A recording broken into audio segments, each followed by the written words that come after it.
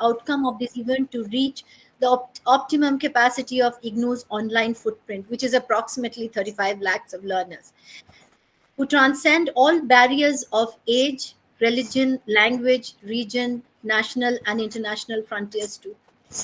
IGNOU's network of learner support centers, counselors, and the alumni, and all our invited esteemed participants are all part of this network. It will also be our effort to make this program lingual at a later point of time, so that the contents generated through this discussion can be translated in vernacular language to the extent it is possible. I would like to express my gratitude to both the directors of Regional Center Kolkata and NCIDE, Dr. Shiv Kumar Jian, who unfortunately is not able to join us because of ill health. He's not feeling well today. And Dr. O.P. Sharma, for their continuous support and enthusiasm to make this event possible on this significant occasion. We would also like to make a special mention for IGNOU's proactive, dedicated leadership under Honorable Vice Chancellor Professor Nageshwar Rao and his team of Pro-Vice Chancellors, faculty, academics.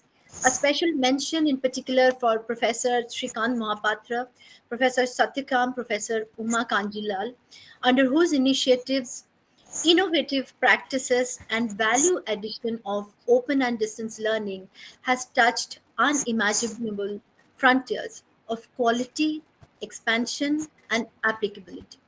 Open and distance education is not an alternative any longer. It is a necessary and complementary means to revolutionize and transform education in India. Ladies and gentlemen, it is time to reflect on the significance of the spirit of young, energetic India and the impact that this energetic body of human mind and this dynamic youth will have for the global world. Although they are poised, as they should be the future workforce for the global economy, it is also our duty to ensure that they do not lose touch with our civilizational heritage. As beholders of an ancient legacy of wisdom that is exemplary and also incomparable to any other in its commitment to universal values, inclusion, nonviolence, all three vital in designing of a true scientific vision. In aligning with this vision, the National Education Policy 2020, which is indeed a transformative policy for India's education, has envisioned the future of education in India to be seamless, to be universal, to be lifelong, flexible, innovative, technology enabled, so that we can create a pragmatic, employable visionaries for future India. In identifying the relevance of Swami Vivekananda's contribution to enlightened entrepreneurship, through this webinar, we will make a note and we will recollect his lifelong dedication to nation building at a time when India was at its lowest spirit of humanity as a slave nation under the British rule. We have decided to delve through this webinar into a historical investigations, and our historians who have joined us will help us to reflect on concepts like Atmanirbhar Bharat, Skill India, Make in India are all part of the legacy that Swamiji had envisioned for independent India as a process to reclaim India's lost civilizational character and self-esteem under the British rule. Standing at this juncture, we need to not only revive this vision, but also reiterate the contextual significance of Eastern wisdom that we inherited as a spiritually enabled nation. That work is God is no empty religious dogma, or that service and morality are not just external constructs of imposed altruistic, which are altruism, which is limited to few kind human beings only. Service, dedication, honesty, peace are the only path for humanity because it is ingrained in the DNA of our creation. It is unfortunate that the mechanistic model of Western capitalistic worldview see innovation and entrepreneurship as necessarily profit driven, with financial outcomes. This model indeed created a mammoth, dynamic, affluent economic system, but it was also based on exploitation of nature and communities. Although it promoted exploration of scientific ideals based on objective and investigation, yet it excluded and marginalized living communities, uh, informal values, and perpetuated violence, social differences, unfathomable human poverty, inequality, and violence. This model also emphasizes the relevance of scientific innovation based on creation of technological models of natural laws and universal reality as a primary driver for all significant entrepreneurship venture. However, that social enterprises can also be based on humanistic goals of service, altruism for social welfare, and human well being can also have significant impact on humanity are sometimes ignored in this worldview.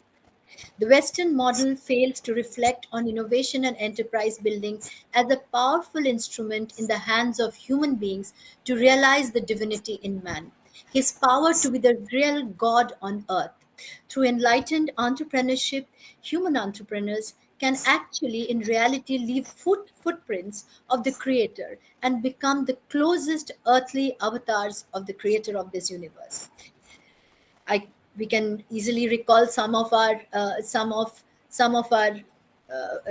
Hindi movies which have tried to promote this in very uh, storytelling ways. And when we find in a movie like Swadesh, the young entrepreneur who brought water to the famine infested rural society, at that moment, he was leaving the creator's footprint on creation. Imagine this vast universe, its brilliant intelligence, where every small and big, pure and impure, good and bad, kind and unkind, work in silent cohesion with the wisdom that we identify as the universe. The solar system, the change of seasons, the ecological calendar in the nature, the cycle of birth, life, and final annihilation all work towards the realization of the harmony of our existence, our perfect enterprise, the universe around us. A perfect example of value centric innovation and enterprise building is reflected in the divine play of universal values, justice, and equanimity that the universe brings and unfolds before us. This webinar is an attempt to reflect on innovation and entrepreneurship from the perspective of the Eastern wisdom, India's civilizational character, which created the spiritually elevated legacy of Indian freedom struggle.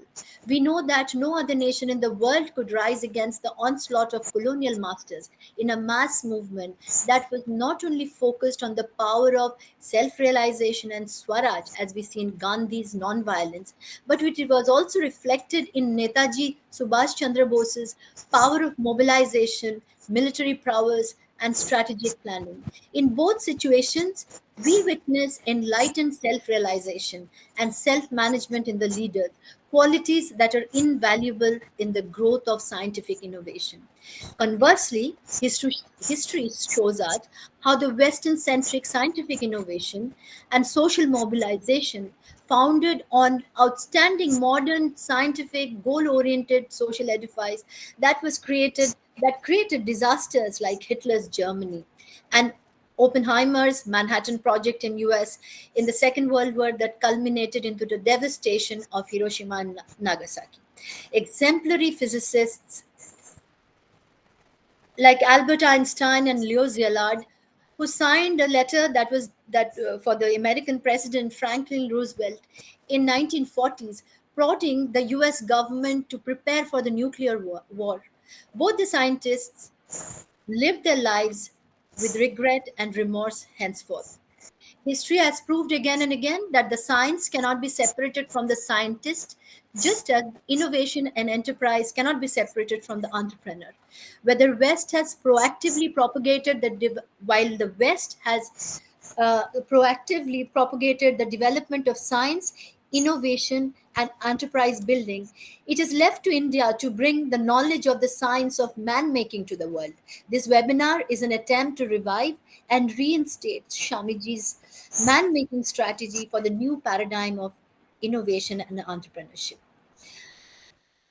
Thank you very much. This was, I'm very grateful that you listened to this objective, which may have extended a little more, but the objectives needed to be laid out in order to focus on why it was relevant for Shamiji again and again when we talk of innovation, when we talk of entrepreneurship, and when we talk of nation building through the youth in India. I regret that Dr. Shiv Kumar GN, Senior Regional Director, Kolkata Regional Center, could not be here with us to give the welcome remarks. His support and enthusiasm has made the Innovation Club in Kolkata Regional Center a hub of innovative practices. I would now like to invite Dr. OP Sharma, Director NCID IGNOU, who is the force behind IGNOU's Institution Innovation Center IIC. It is under his guidance and motivation that the innovation ambassadors from IGNOU are actively taking our programs to strengthen IGNOU's innovation spirit for the learners. I'd like to request all our participants to visit the website to find out the different events, activities, and programs that have been initiated by NCID along with the innovation ambassadors that focus on supporting and motivating our learners for innovation and startup under IGNOU. Dr. OP Sharma, sir. Thank you, Dr. Sujata, for such a nice background and objective and purpose of this session, which we are organizing on a very important topic, and also taking in background Swami Vivekananda, because we have been listening many things about Swamiji, but connecting his wisdom, his thoughts with innovation, entrepreneurship, and startup. I think your effort is very unique, innovative itself, because hardly any one of us might have heard his work connecting with these kind of thing, which is basically a very necessity today when we talk about empowering the youth, taking a potential of youth in the nation building. In that context, if we correlate the Swamiji's thought with innovation, entrepreneurship, and startup, that way it is a very unique concept, unique theme that you have chosen. So first of all, I would like to thank you and also to congratulate you and your regional center for organizing this very important discussion, um, talk by two eminent experts. I'm thankful to both the experts also, Dr. Professor Rupendra Chattopadhyay ji and Apurva Arpita Mitra ji, for taking time and addressing us and our students. Personally, if I talk myself, I am a science background person. Very less know about this kind of social aspects, and particularly Swami's work also. Today it will be a great day for me also to listen about his thoughts, and also connecting that with the innovation, startup, and entrepreneurship. Why I am emphasizing it? Because uh, me and my team at the National Center for Innovation in Distance Education, along with around 20 innovation ambassadors from the university spread in different parts of the country, including Dr. Sujata Dutta, and I can see Dr. Rajesh, and also Dr. Momita, my colleague, are there. They are trying to spread the culture of innovation and startup in the country, and we can see today, not only we, our students, our alumni, they are all are talking about the innovation entrepreneurship, and they are taking initiatives, they are taking special steps also in this direction. So thank you very much for taking this theme.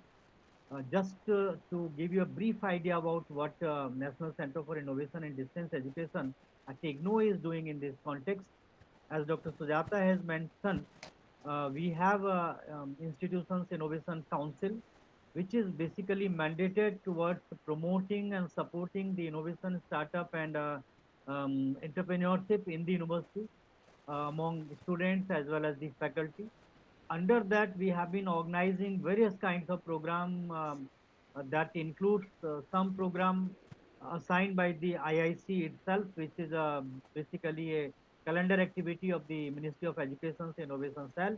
And today's program, which I can say can be easily correlated with the World Entrepreneurship Day, because on that day, when we are trying to make our students aware of that, encouraging them towards entrepreneurship and innovation. And on that day, if we are talking about Swami Vivekananda ji, then I think it's a great tribute to him, also to our students, great learning it will be. IIC has been organizing these IIC activities, and along with that, we have organized different kind of self-driven activities, and they do not have any kind of pre-planned thing. But our motive is to encourage our students towards innovation, startup, and innovation. After identifying them, we try to provide them some specialized, focused training, mentorship also, so that they can take their ideas, their innovations to the next level. And as a result of that, we can say many of our students are now doing wonderful work in their field. They are not only innovating good things, but they have initiated startups also. They are doing good entrepreneurship, and also not only they themselves are doing, they are making others also, we can say, motivating, inspiring them to come in this field. Because we know, as per the national education policy, uh, this is also required that we should encourage our students towards the innovation, startup, and research oriented thing. Research is not only that which leads to a PhD degree, but we can say now in the 4-year degree program also, the research is very important component. And when we talk about the research, this innovation comes a very integral part of that. So IIC and the National Center for Innovation and Distance Education, we have been organizing various kinds of program. I don't want to name those all, but our basic objective is to create a culture of innovation, startup entrepreneurship in the university, encourage our students and alumni towards innovation and startup, and also to guide them and provide them the need-based training and mentorship that we have been doing. And today's program, I'm sure, will be a new dimension in that context, because uh, uh, listening to Swamiji's thought from different perspectives will certainly will be a very great thing for all of us. And because he has been always saying that youth is the main core crux of any nation building, and if youth is guided by these Swamiji's thoughts, and that too correlating with the innovation entrepreneurship, then it will be a wonderful thing. So thank you very much, Dr. Sujata, for organizing this program today, and also inviting such great eminent persons for delivering their thought on this very good topic. I thank all the participants also for joining. Our students are there. I can see alumni, students, and other faculty members are also there. So it will be good to listen to our experts. So without taking much time, I think we should listen our experts. So thank you very much to you, and also to Shiv Kumar ji. He is not there, but I'm thankful to him, because it is all possible. He allowed you to organize this from the Kolkata Regional Center. So his support and cooperation and guidance, that is very important. So I thank Yes, him. his enthusiasm was also very, he So has I not know been keeping personally well. he is very much interested in these all activities, and he Yes, takes very keen interest in these. So yes. thank you very much, and let us listen to our experts now. Thank you, Dr. Sharma. I would now like to request our invited guests to begin the deliberation. I'll invite Professor Rupendra Kumar Chattopadhyay, Professor of History, Presidency University, Professor of Archaeology and Vivekananda Chair and Social Science, University of Calcutta. Professor Chattopadhyay, he is the Vivekananda Chair, Professor of Social Science, University of Calcutta, and the former Parish Chandra Chatterjee Professor of History at Presidency University, Kolkata, and former Professor and Head Department of Archaeology, University of Calcutta. He has a number of years of extensive contribution to exploring ancient India, particularly the field of archaeological orientations. His books have been widely circulated and a particular testament of his own academic interests and contributions, the most notable of which include the archaeology of coastal Bengal, Bankura, and many others which has been widely circulated and read in West Bengal and also far and wide. Professor Chattopadhyay? Yes. Should I start? Yes, Yes. so you can please start. Yes. I have no word to express my gratitude to you all for inviting me to talk on a topic uh, which is uh, not my core subject of research orientation. However, uh, it is really an opportunity to explore the various dimensions of our research arena as well as the contribution of different social, spiritual thinkers uh, in and around our academic world. So I must express my gratitude to all the dignitaries of Indira Gandhi Open University, including Dr. Sujata Dutta, for giving me the opportunity to think over a subject which is really necessary to expedite our knowledge, not only about entrepreneurship or the innovative ideas, but also to explore the various dimensions of our ancient Indian knowledge system that is also the essential part of our recent uh, national education policy. As we know, the advent of British imperialist forces on the Indian soil not only made the Indians politically servile, but also made them economically crippled. If you go through the literature related to the colonial administration, so as different facets of colonial India, then you will get definitely you will get some idea uh, the the presence of Swami Vivekananda and the circumstances uh, mm, of Swami Vivekananda. While the entire nation reeled under the suffocating impact of the imperialist power and was converted to a lost soul in spiritual, material, and social arena. A spirit of insurgence was killed by Swami Vivekananda or dragged by Swami Vivekananda. Uh, and obviously, Swamiji not only tried to awaken a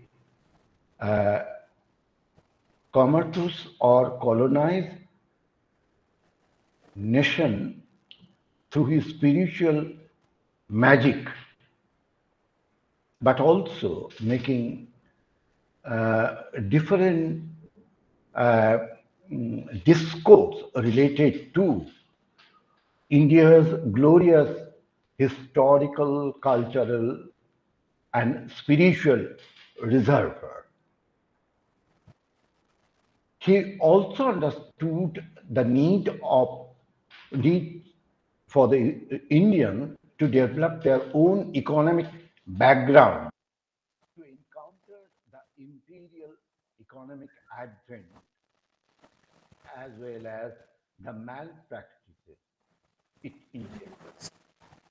Vivekananda's ideas of entrepreneurship. Professor Chattopadhyay, your sound has become very low. Yeah, Huh. yes. Now it is Yes. clear. Yes, this is better. This is better. I'm sorry.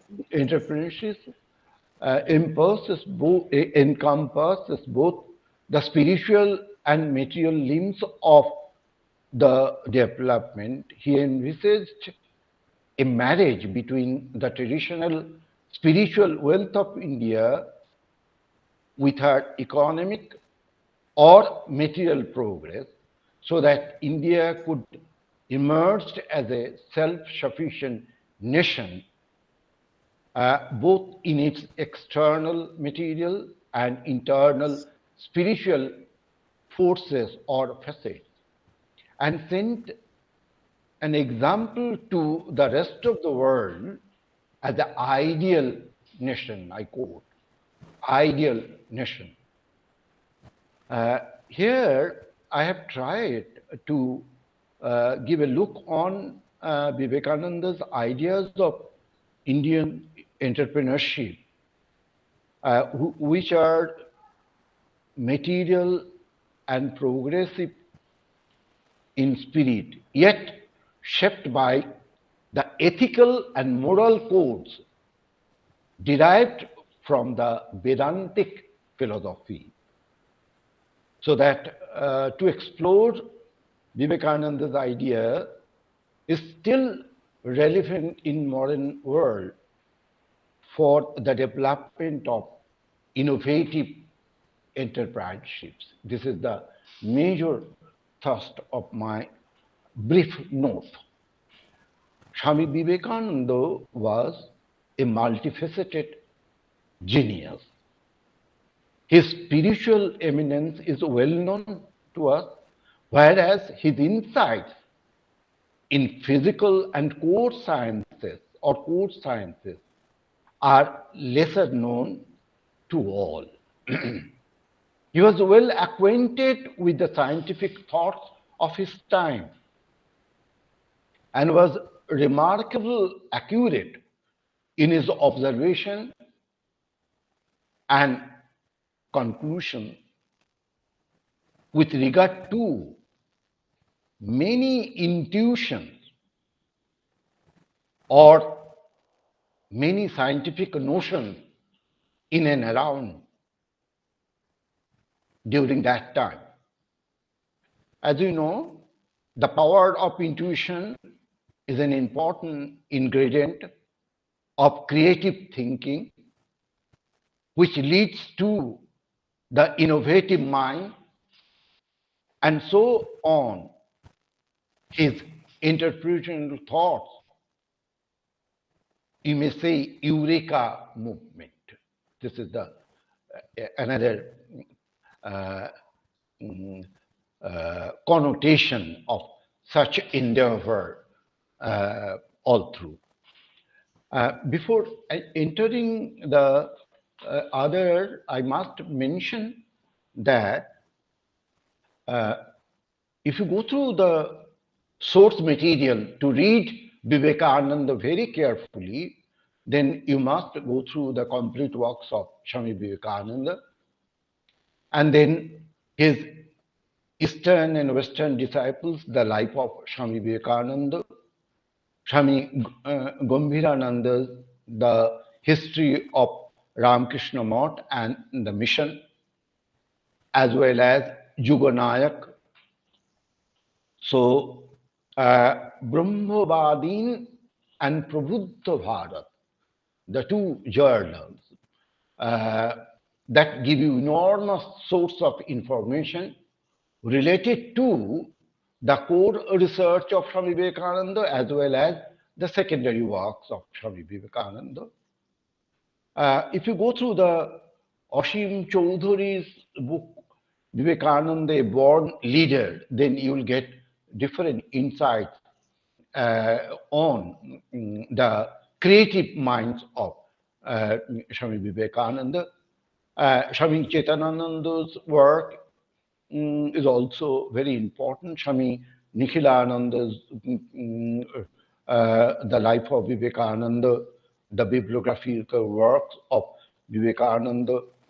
And there are several numbers of research that carried out reflecting the different dimension, including if you take the discourse or the fundamental research carried out by Shankari Prasad Basu related to Vivekananda, Nivedita, and Tata's research center. So this is also a very significant contribution. And other Western publication that also provide the major chunk of information related to the related to Swami Vivekananda. Swamiji's vision of technical education can be understood if you have an idea of Swamiji's conception of work, wealth, and human society, the relationship between work, then wealth, and human society. The main idea we need to understand first of all is that of wealth generation. It's absolutely fascinating. Wealth generation is most important for stability in society, for stability of a nation. So this is the creative mind of Vivekananda, Vivekananda's thoughtful mindset. Our sages did possess this, the intuitive power through the concentration of mind, doing meditation, and have been lots of very significant contribution in science and mathematics. For example, the concept of zero, infinity, and decimal system, number system, were developed in India. Swamiji saw the interrelationships among Sankhya philosophy, cosmology, gravity, and relativity. He also pronounced that energy and matter are interchangeable in space and time domain. It is well known that while traveling United Nations or United States, Europe, and different parts of Asia, including Japan, Swamiji met many of his of the well-known scientists of his time. Particularly at New York, he met Sir William Thomson, Lord Kelvin, Professor Helmont, Nikola Tesla, and so many scholars leading or the leading representatives of scientific thought in the West. If one go through the complete works of Swami Vivekananda, will get necessary record how the relationship between the Western knowledge and the indigenous knowledge system that possess or that is the major thrust area of Vivekananda's lives and work. My recent reading on Himalayan and Sub-Himalayan tracts, along with sacred geography, culture, religion, art, and the presence of great social and religious thinkers in this space, I have come across a few specific information related to today's topic. that is the innovative ideas of Swamiji, and it's bearing the with the Himalayan sub-Himalayan track. Actually, while talking about uh, Swamiji's own idea that the plan of the universe is a material plan, follows the identical prototype for both micro world and macro world.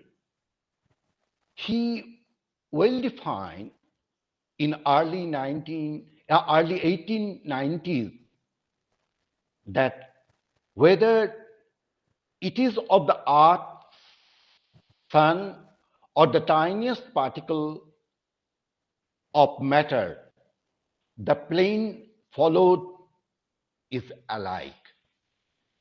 So that, as we know, uh, Vivekananda's connection with Almora and Vivekananda and his expression about deep meditation in Almora uh, below a old people tree beside a water course. He penned down his idea in a notebook and wrote, the plan of the universe of both micro world and macro world are built on the same plan. The whole universe exists in the atom. His idea was anti-science in that era, where the general faith was that atoms are smaller particles of matter and they are undividable. But quarter century later, it proved to be the accurate scientific reality, so that we have several examples related to the scientific mind, intuition of Vivekananda, and so as his technical perspective or technical knowledge about our innovative world. Human society has changed. The English rulers who had colonized India had got their act together in their country and achieved unprecedented economic growth. But India still lived in its medieval dream of individual work, individual growth, individual wealth. So everything in India was individualistic. Even spiritual salvation or moksha was was individualistic. However, the new dispensation was joint effort or the leadership of Swami Vivekananda.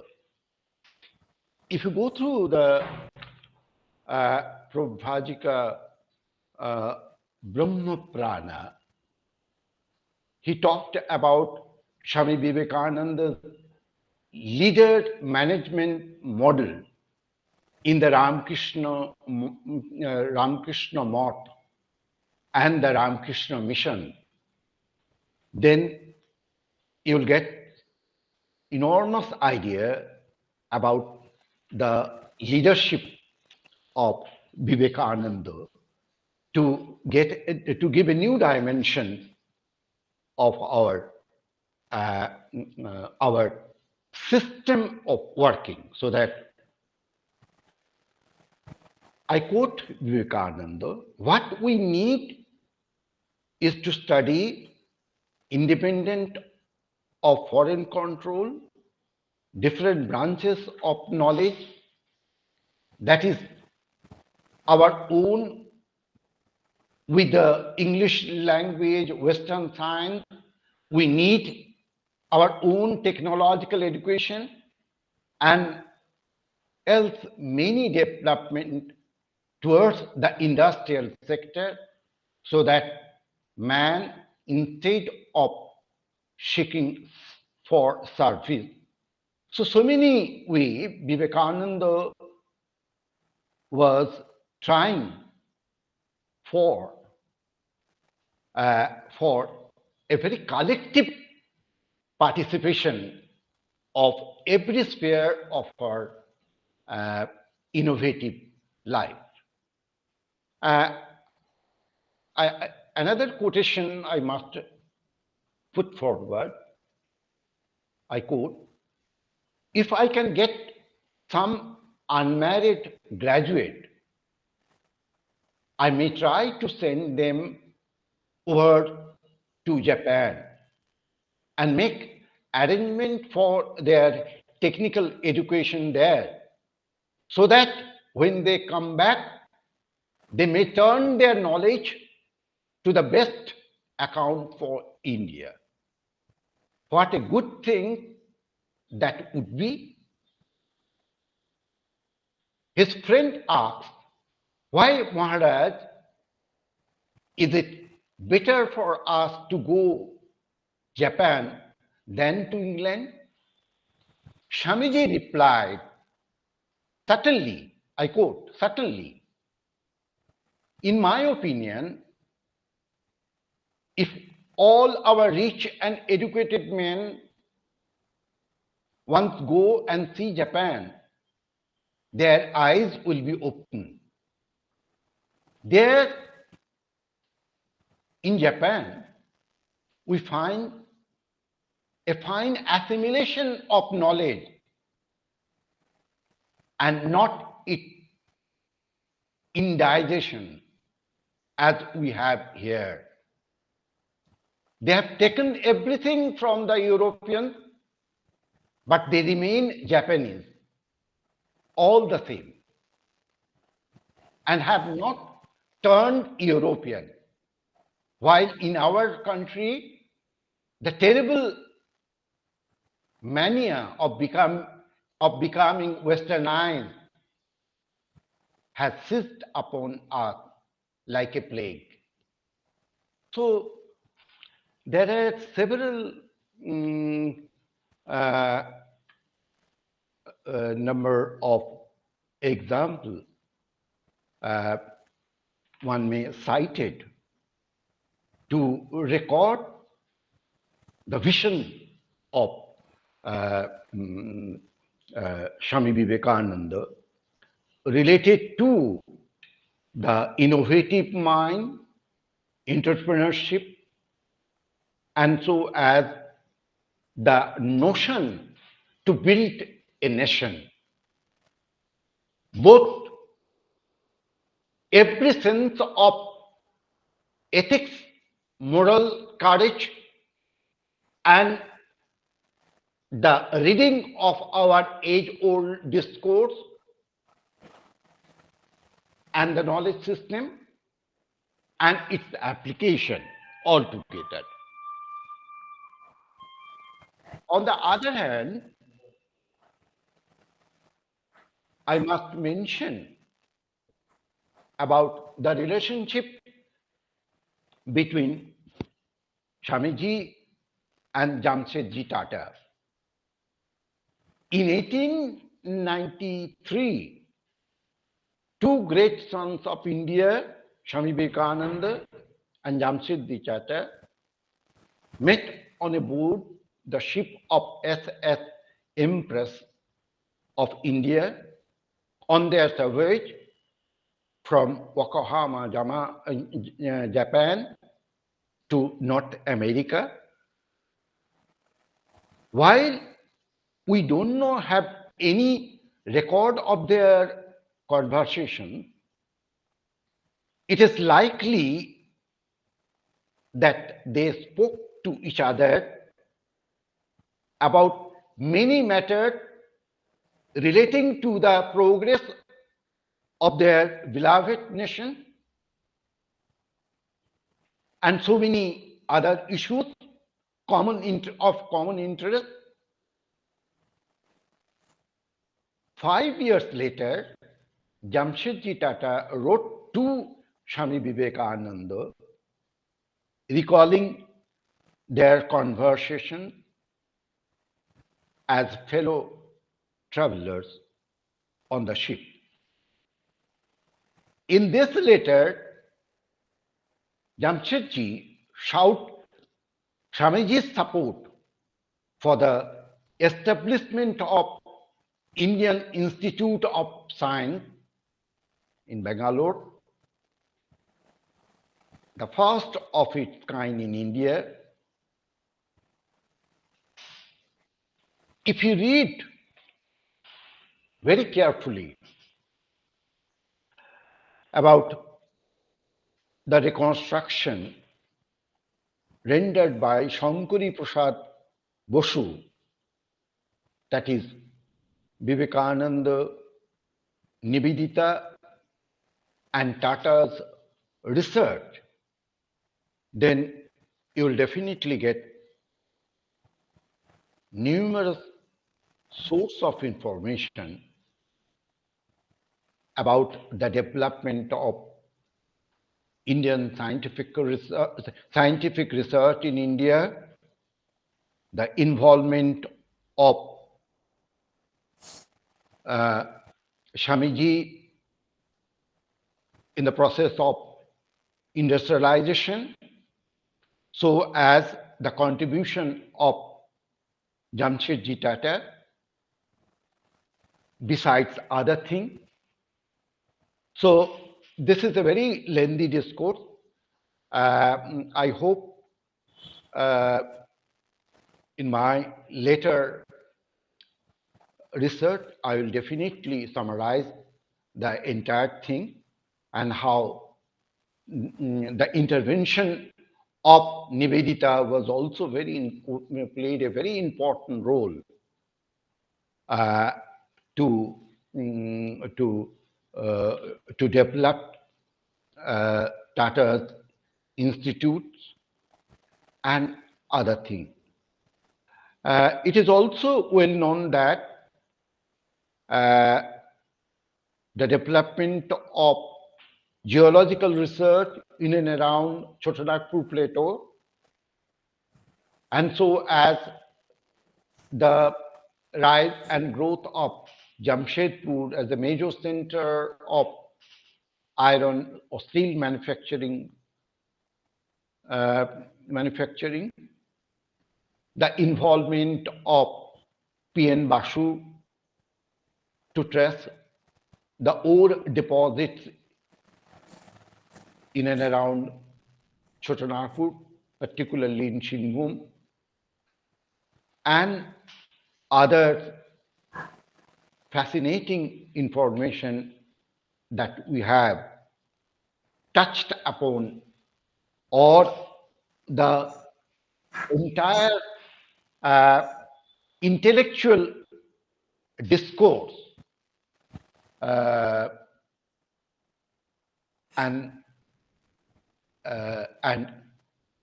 then the other stalwarts, involvement of other stalwarts like Jagadish Chandra Bose, Lord Birdhood in different Tata scheme.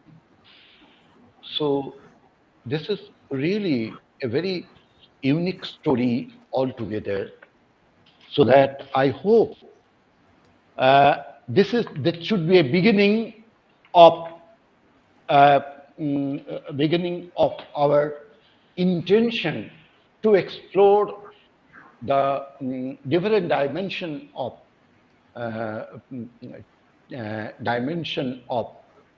Vivekananda's thoughts related to technical education.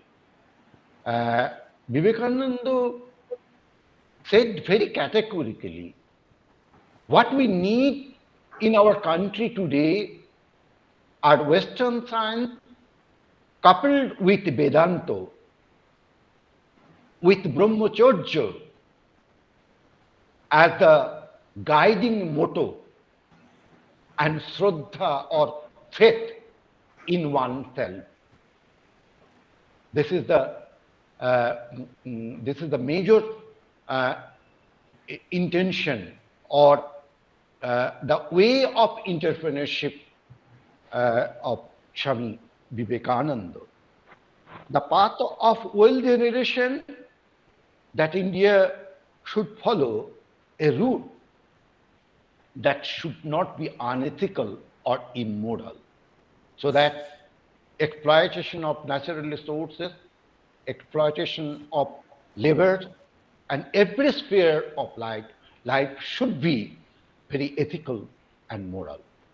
So, while talking about the business, he was also trying to give a look on or give a thought on how we developed a notion that we are giving or we are serving the nation or serving the mother.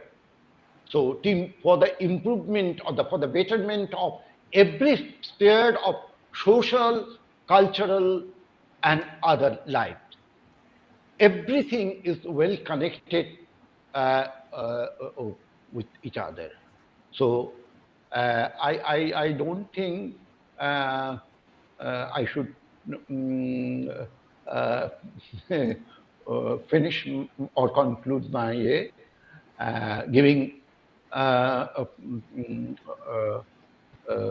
look on the different historians like Binoy Kumar Sarkar, Bipin Chandra Pal, and others, Ramesh Chandra Datta, Prafulla Chandra Rai, talked about Vivekananda. So so that in this short talk, I am not extending more.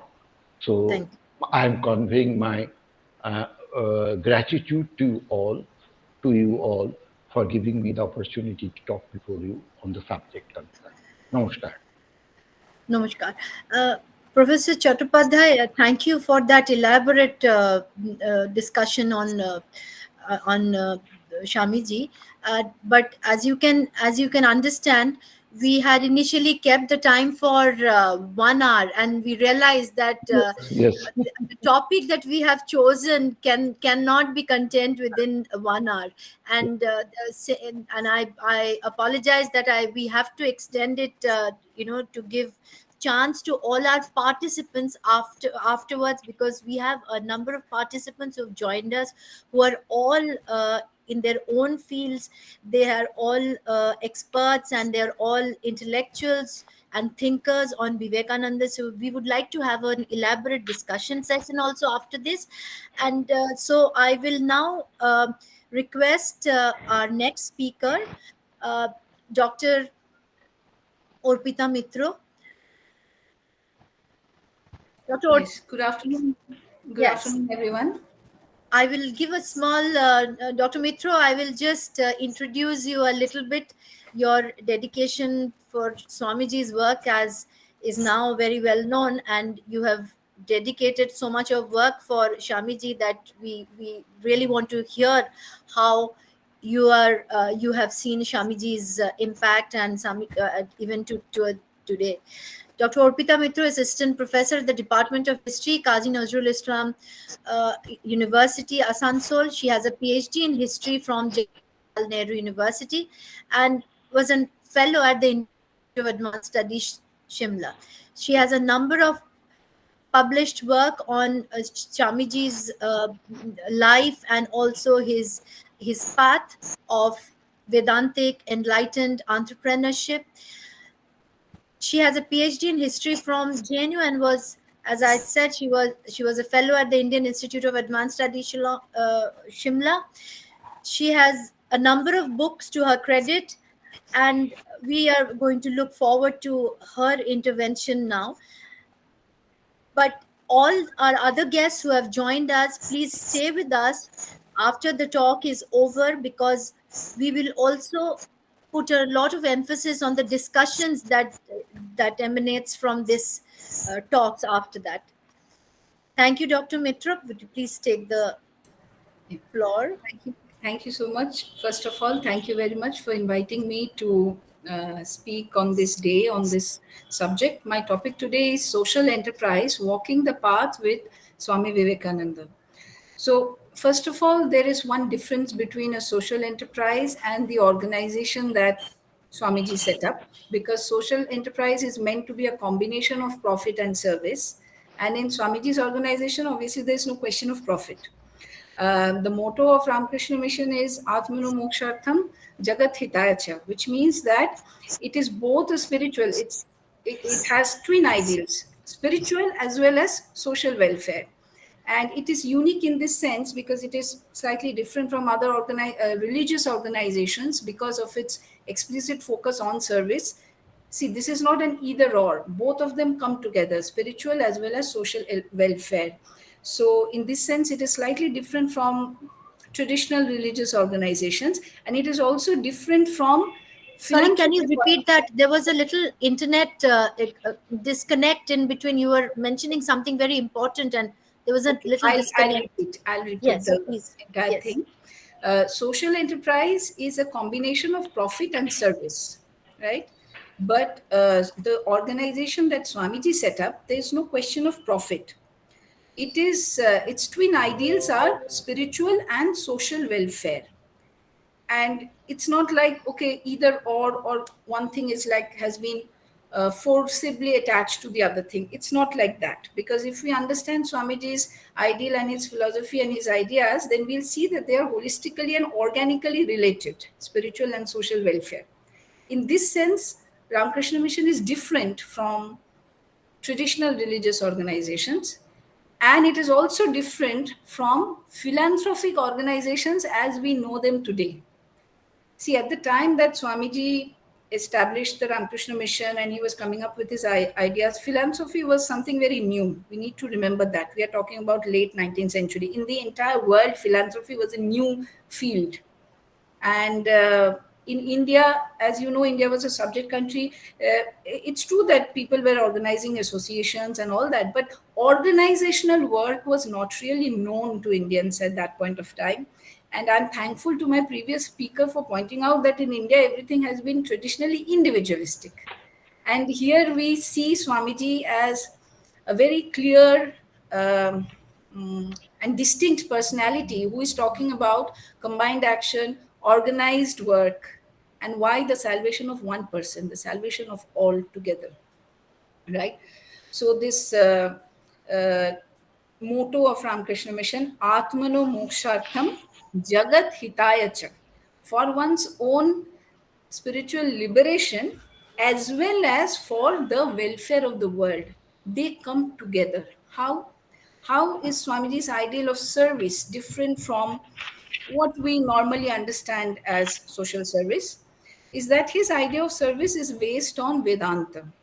Now, Vedanta, what is Vedanta? That an answer to that question calls for a dissertation or a thesis. But I'll try to put it very briefly that we get the teachings of Vedanta from the Upanishads. That's one of the oldest literature of the world. And the basic idea is that whatever we see around us, we usually see multiplicity, isn't it? I'm a separate person, you are a separate person. There are so many individuals, we are all individuals. And separate entities. Again, human beings are different, animals are different. Again, there are objects. So we see a lot of difference and multiplicity in the world. But Vedanta says that this multiplicity is only apparent.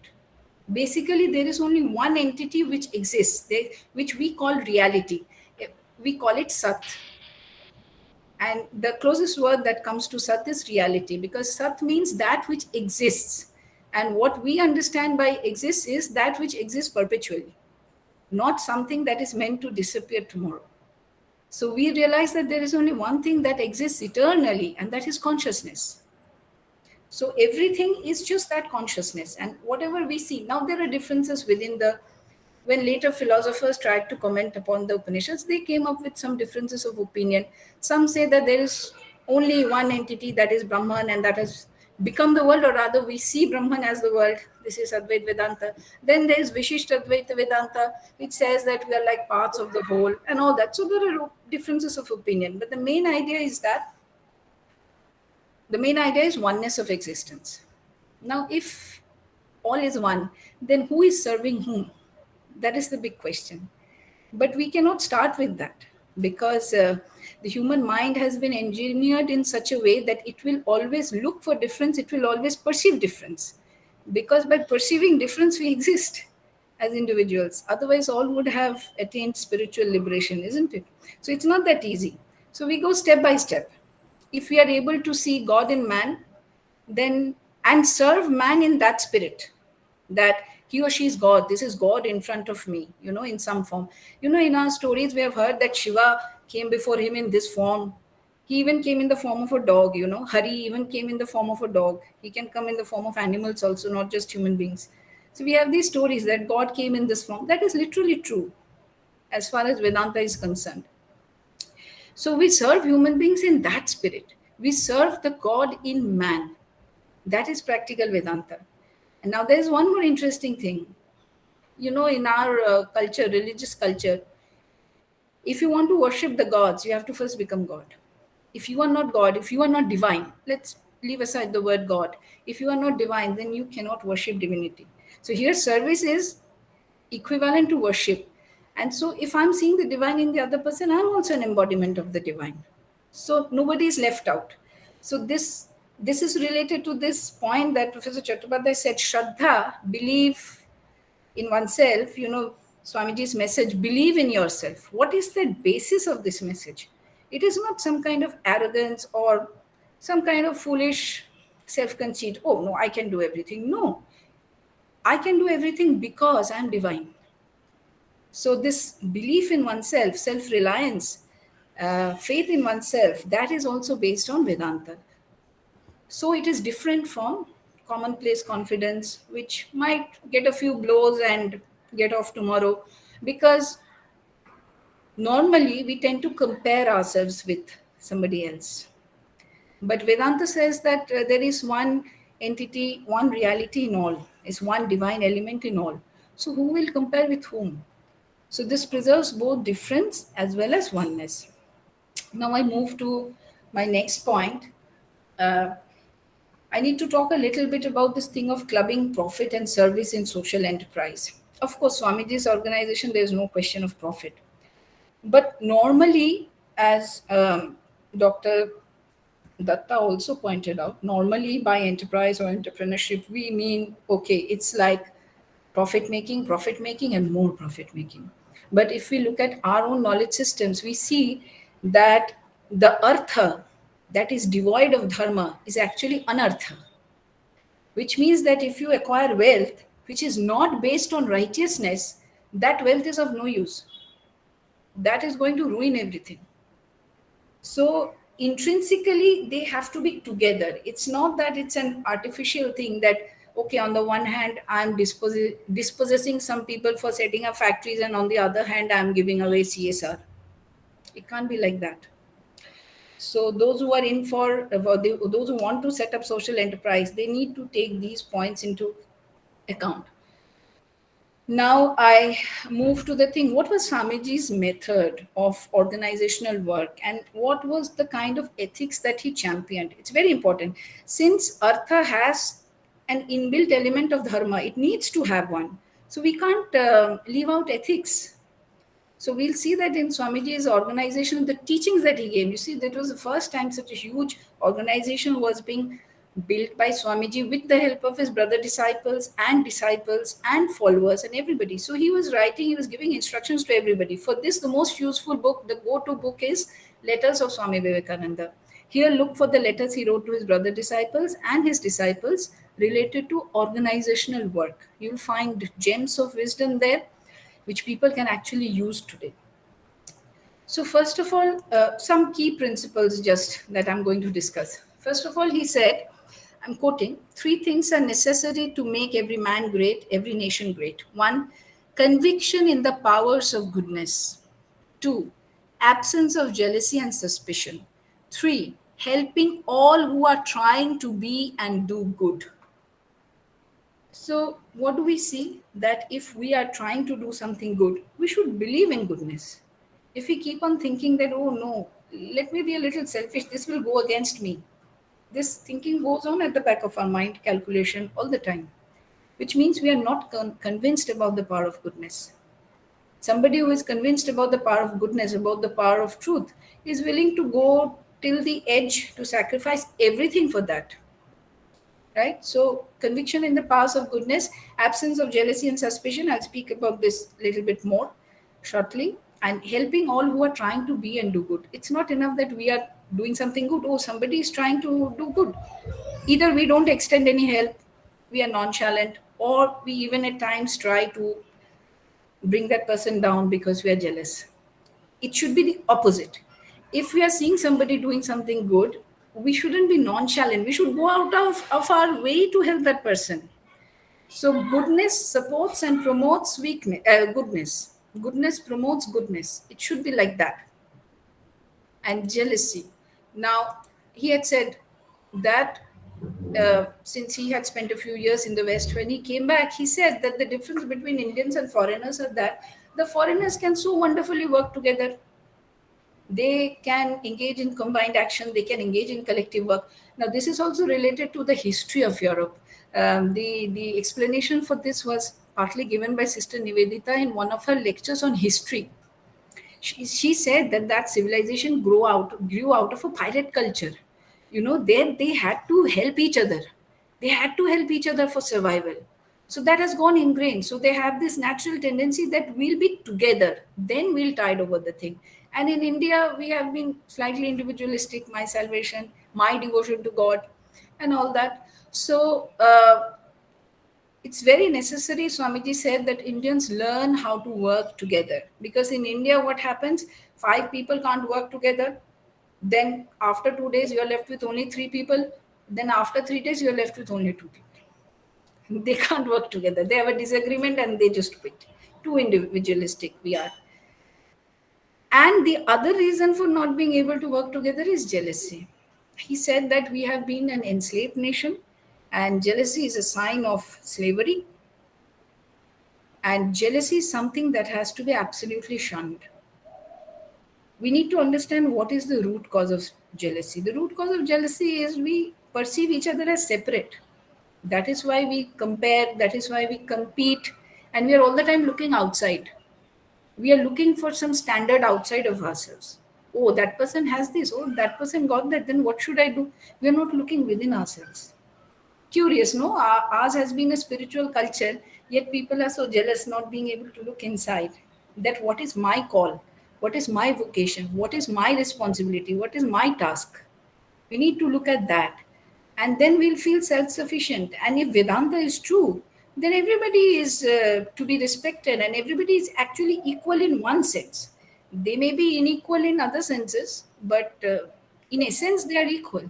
So there is no question of competition or comparison or jealousy. And at a more practical level, see, what I said is too idealistic, but let us come down at a very practical level. Some people, the kind of people who are jealous, they are usually jealous out of weakness. They can figure out that, okay, the other person is a little bit better, we are a little bit inferior. But now, how to handle that if we want to work together? Because we are not going to get the 10 best people to set up one organization. If there is an organization, there'll be 20 people and there'll be like 5 standards of people. So how such a disparate variety, quality and standard of people can come together and work collectively for larger welfare is a thing that we need to sort out ourselves. Now the next point is leadership. I'll finish quickly, Sujata, this, since I know that discussion is important. So I'm just touching upon the most important points. Leadership. Swamiji had said that leaders are born, they are not made. I'm sorry to disappoint some people, but this is the fact. And he said that the true leader, a leader who is a born leader, is actually a person who leads like a baby. Why like a baby? Like baby is actually the king of the household. The baby never dictates to anyone that, oh, come and see me, oh, come and do this for me, I want this. But everybody is actually moving around the baby. Okay, what do you need? What do you want? We'll do that. So the baby is, even without knowing, the baby is actually the king of the household. So a leader is like that.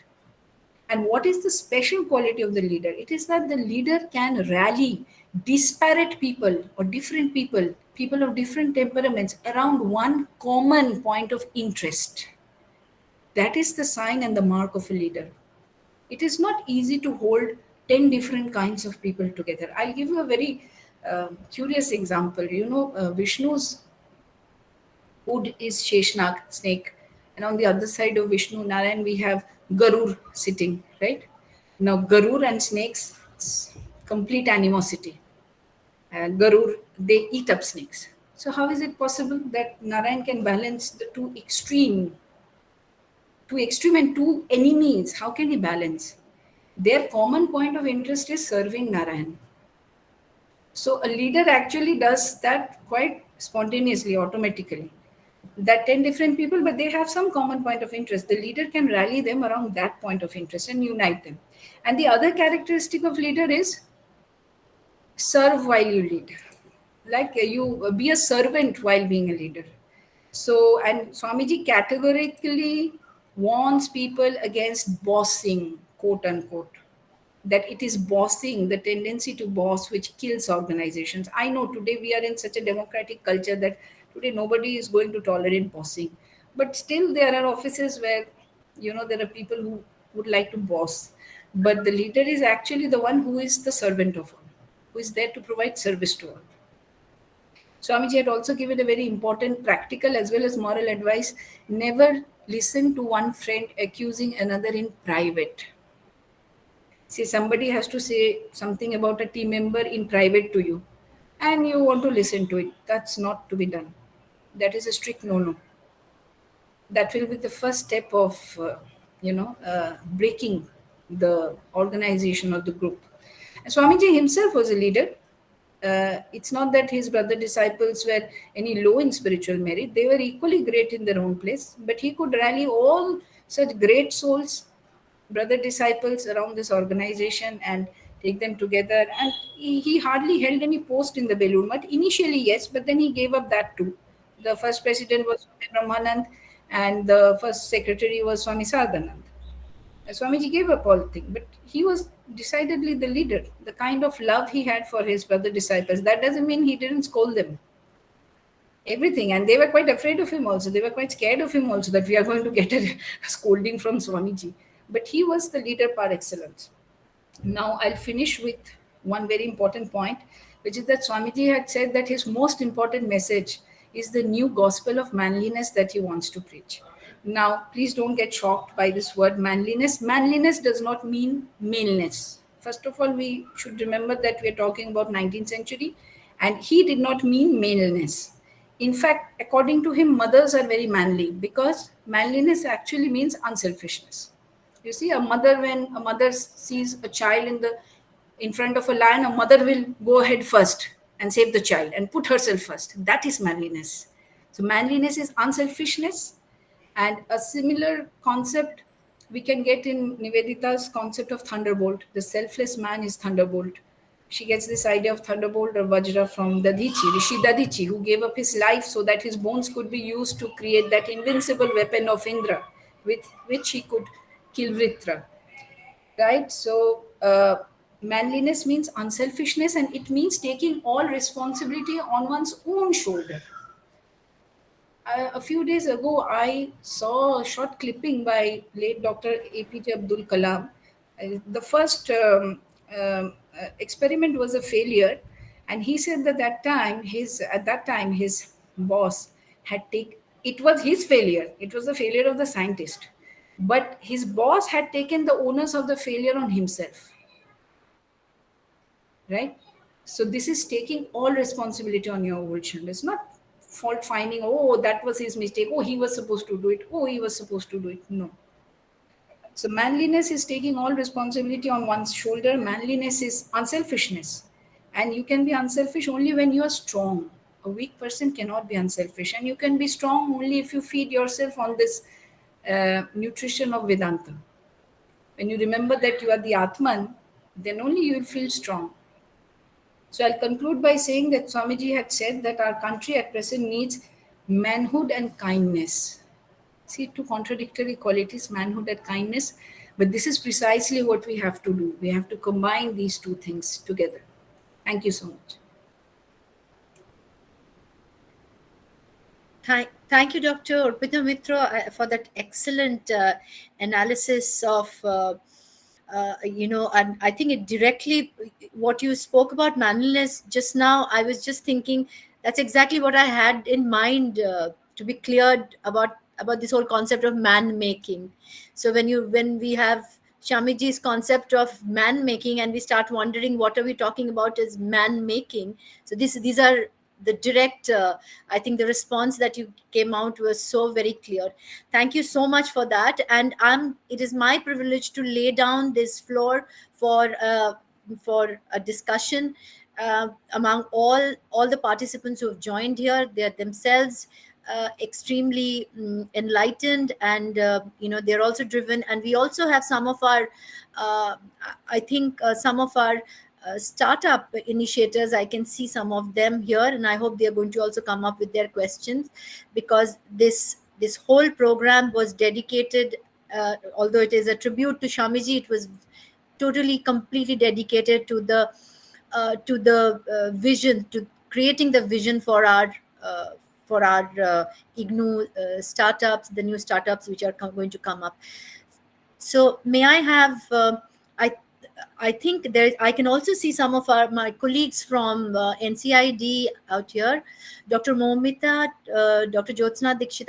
I think I can see all of you here, and I'd like to request you all to please raise your hands and come up and give up your. Dr. Sujata is also here. Sujata Santosh, you're also here. So may I have some of you come up and raise your hands?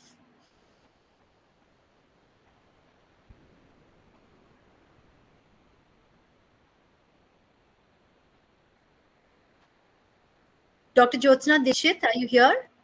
Yes, I'm sorry. Yes, Dr. Rajesh, Regional Director. Yes. A very good afternoon to everyone. I'm really enlightened by these two wonderful talks, both Professor Chattopadhyay and Professor Arpita. They have given such wonderful information and wonderful analysis that it somehow changes the basic concept that we had about Swamiji itself. So, but I have a certain doubt regarding, no, it's not a doubt, it's a certain observation that I have. I think it was Dr. Arpita was talking about the concept of profit in Swamiji's conception. So here, when we are talking about profit, basically in economics and in other social sciences, we divide profits into two. One is basically the normal profit, that is given as a remuneration to one of the factors of production, that is land, labor, capital, and organization. So it goes directly to the organizer or the manager and after all these four components are added together, whatever is left to the person who had invested, he gets a profit. And second is the exploitative profit that we talk about, where the person who organizes the economic activity, he in fact goes ahead and does certain manipulative activities, due to which actually the labor or the other factors of production suffer, and an exploitative profit is being generated. I think when we are talking about Swamiji's conception, I think we should be, Swamiji had in mind the kind of exploitative profit that should not be there.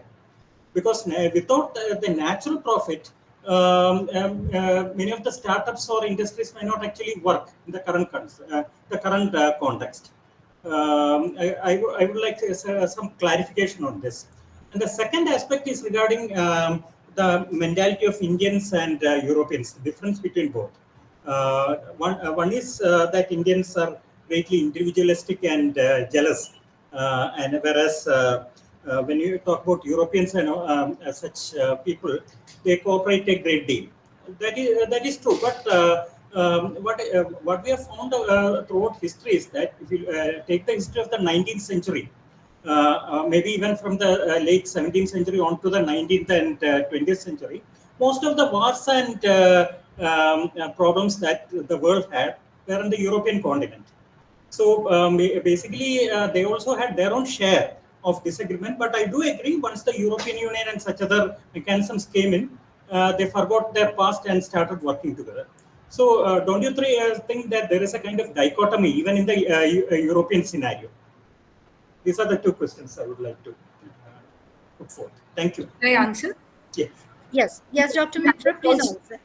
And there's also a question in the chat box, so I'll answer these three questions. First of Yes. all, sir, I was not referring to Swamiji's concept of profit. I just said that his organization has nothing to do with profit. That's a difference between a social enterprise and his organization. I was referring to our ancient knowledge systems, where we see Artha essentially as grounded in dharma. This is what you said, the first kind of profit. It doesn't mean that we won't create wealth, but we'll create wealth in a righteous way, which does not harm others, which does not exploit others. And that is the wealth that will be sustainable. If we create it the other way, that exploiting others, it will actually not be sustainable in the long run. Because we believe in the theory of karma. There is an effect to every cause, and that is scientific. We know that. So in the long run, it will rebound in some form or the other. So that is the first clarification. The second clarification, yes, of course, there are problems with in European history as well, and but still there is a qualitative difference in the sense that, see, in Europe the wars were fought. There, Europeans were very focused on political and territorial ideas of territorial identity, cultural identity, territorial political identity. And that is the war that was basically going on in Europe, France versus Germany.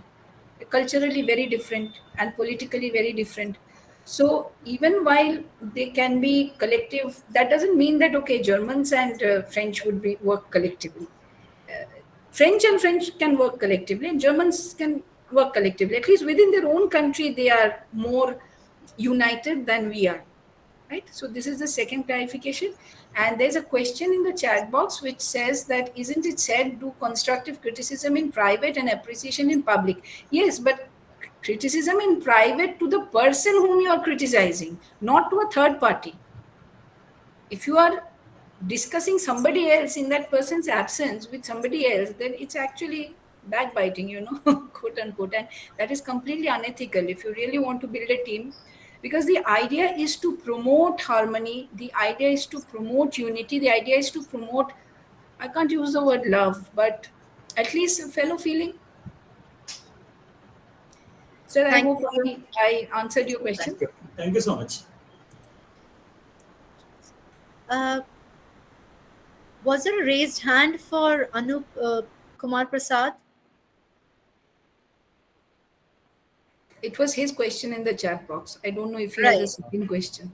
Yes, ma'am. I received my answer. Well, I believe, right, that we should not criticize someone who is not present physically there. And yes, it might sound as a backbiting or something, but yes, the moral values which I got through these sessions are very important. And also when it was said about like ethically moving forward today, this morning I was itself thinking like how to build my business models and other things ethically towards a better sustainable goals. And that's what I was learning throughout the sessions, how to inculcate this ethical models into my learning models, business models, and like more fruitful academic models. Thank you. It was a very beautiful session. Thank you. Yes, Dr. Jyotsna Dikshit.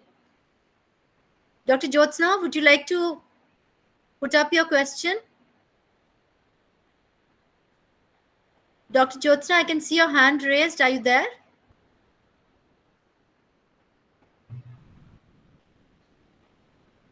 I hope she's not speaking with the mic on. Some problem. Oh, no, I think that's it. I think she's mute. No, she has a problem with the mic, she's saying. Problem with the mic. That's so unfortunate. Maybe she can write it in the chat Can you box. write? Yes. Can you write it in the chat?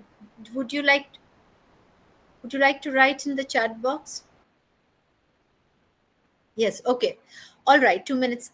And in the meantime, is there anyone else who would like to intervene? Dr. Momita? Thank you, Dr. Sujata.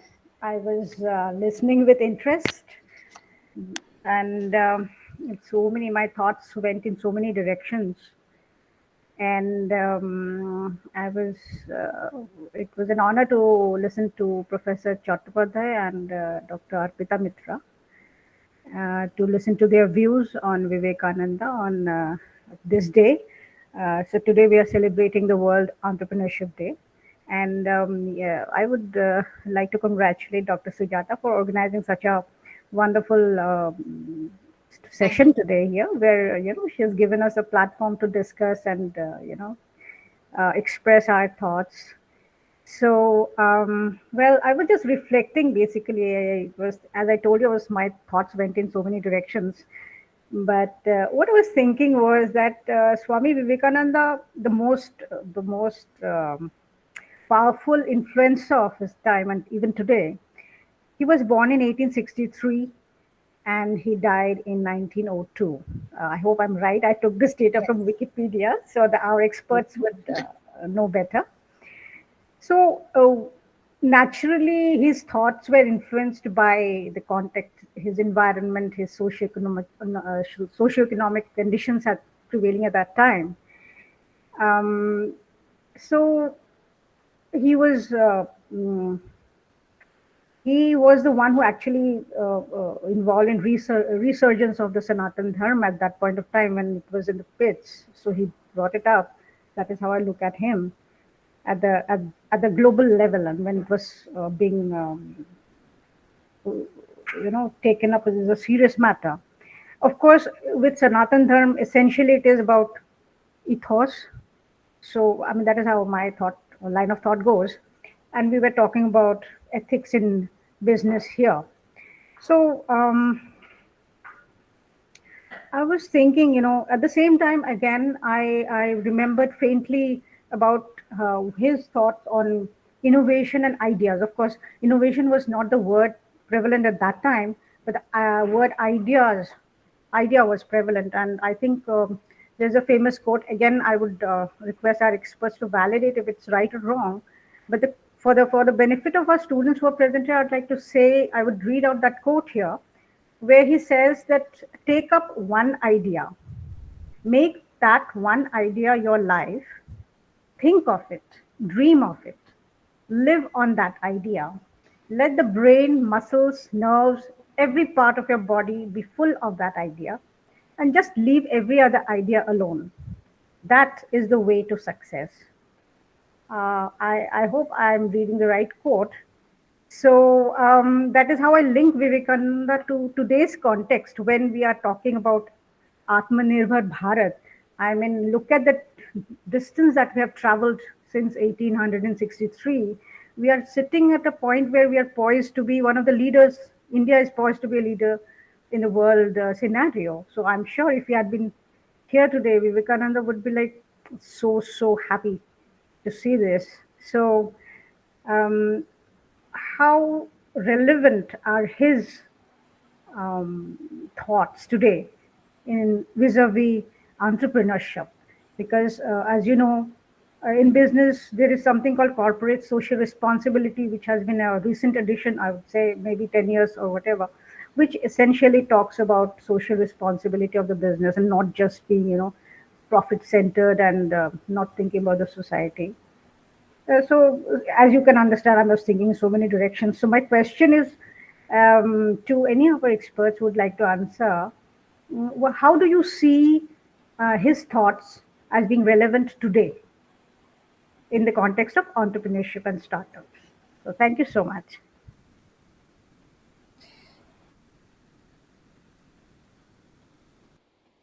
I think any one of the experts can answer this. Anyone if I may just intervene, because Dr. Momita also said that anyone can take it up, and since I've been recently so involved with Shamiji's, uh, yes, exactly. How exactly is Shamiji's work relevant for innovation, entrepreneurship, and startups? There is no way that I think there is no area where his relevance stops, actually, because when the way we look at it is every entrepreneurship, every startup is first, like I started by saying, every scientist, every science has a scientist, and every entrepreneurship has an entrepreneur. So the person, Shamiji's work basically goes and hits the core of the scientist as a man. So only when the scientist as a man responds to his context of science, of working in science, intervention in science, or an entrepreneur as a man when he thinks of taking his entrepreneurship enterprise to limit or making it relevant, that's exactly where Shamiji's relevance begin, and it doesn't end there. It carries on, of course, the relevance, but it is here, right at the core of man making, where his relevance starts. I don't know if I've been able to make myself understood, but I'll leave it to the experts here to take up the question and actually respond to Dr. Momita's how exactly is Shamiji relevant for innovation and entrepreneurship. Yes, Dr. Mitra, please. Yeah, I was thinking maybe sir would like to respond, but I'll just make a couple of remarks. In my talk itself, what I tried to show was that how his teachings and how he himself set up an organization and the principles that he laid down and how he groomed and trained his brother disciples and disciples as how to work. There's much more than what I said. I mean, even about the practical nitty gritties. He used to tell his brother disciple that you have to keep accounts for even one pie, because tomorrow I'm not going to hear from anyone that I'm a thief. See, and that person, the brother disciple whom he used to say this, Swami Akhandananda, he did some of the pioneering work in famine relief during his time. He is the one who, in the mission, who actually started with started working along Swamiji's lines. And he was a very devout person, and for him, he was serving God in man. And here Swamiji is asking him to keep hisab of each and every pie. He was like completely shattered. But this is how Swamiji handheld each and every person and taught them how to work. All this may appear very obvious to us today, but it wasn't so then. So, what I try to bring out in my talk is that entrepreneurship has to be based on certain principles. We need to get the ground cleared as far as principles are concerned. And here Swamiji is very useful because he not only preached, he also showed. He did the same thing. He did it. And these are all his private letters. But if you go through it, you will find such gems of wisdom which you can use in if you wish to be an entrepreneur. And of course, there is this larger question of self-reliance, Atmanirbhar Bharat.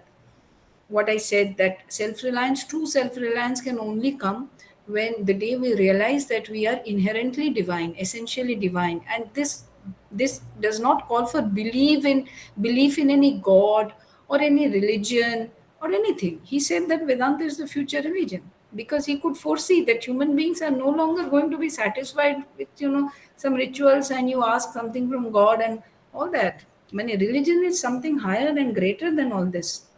If religion cannot teach man how to believe in himself, I mean, what can man do for God? So, even if you don't believe in God, then also Vedanta is applicable because science is proving that this entire universe is essentially one. It all started from one huge explosion, right? And this universe is expanding and expanding.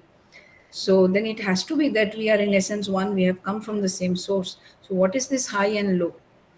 So this is what I mean, self-reliance, the kind of self-reliance and strength. He used to say that Upanishads emphasize on strength and fearlessness. Abhi is fearlessness. So Upanishads talk about strength. You might think that, okay, they talk about some abstruse, obscure philosophy. No, they talk about strength. And that is what Swamiji is doing. He's just putting that thing in a modern language and a modern idiom. Believe in yourself. Thank you, Dr. Mitra. Uh, Dr. Momita, are you okay with that? Would you have any other question to ask her? No, no, I'm okay with that. And thank you so much, Dr. Sujata and Dr. Arpita. Thank you. Yes. So we, Professor Chattopadhyay, are you? Yes. Dr.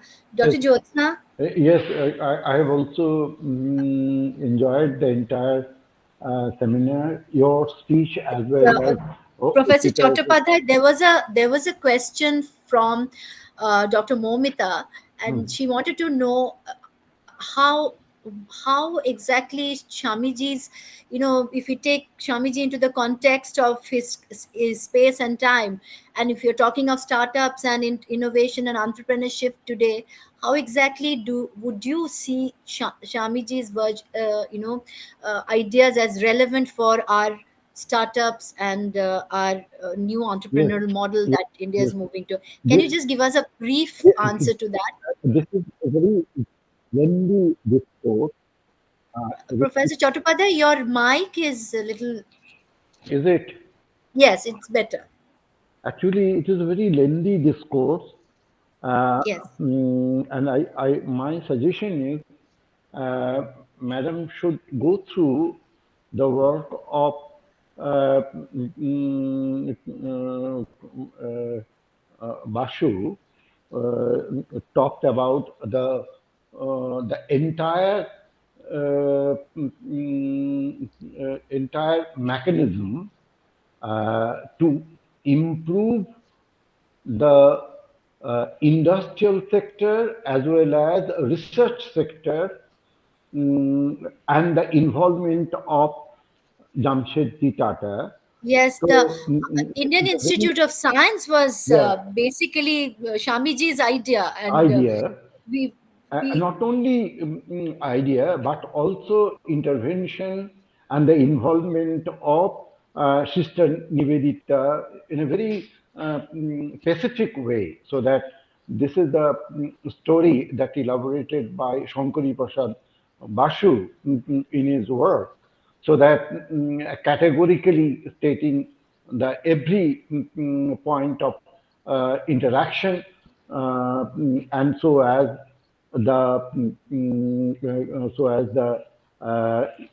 common interest between the thoughts of an industrialist as well as our so spiritual maybe that leader. that story can be relevant out here when Shamiji meets Jamshedji Tata Yeah. on his way on his in the ship, Yeah. and they both have a discussion, and Jamshedji Tata says that I would like to do something for the nation. What can I Yes. do? Can you probably, and then Shamiji says, why don't you, I think I'll leave it to Professor Chattopadhyay to tell the rest of the story. Yeah. So this is a very anyway. Actually, if you go through the Shankari Prasad uh, mm, uh, two articles uh, that essentially elaborated the involvement of Sister Nivedita in this scheme, and so the he also elaborated the Sister Nivedita's involvement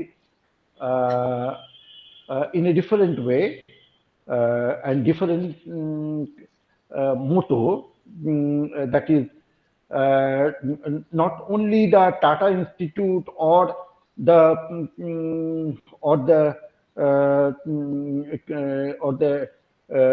set up a research center in Bangalore, but also the industrial sector.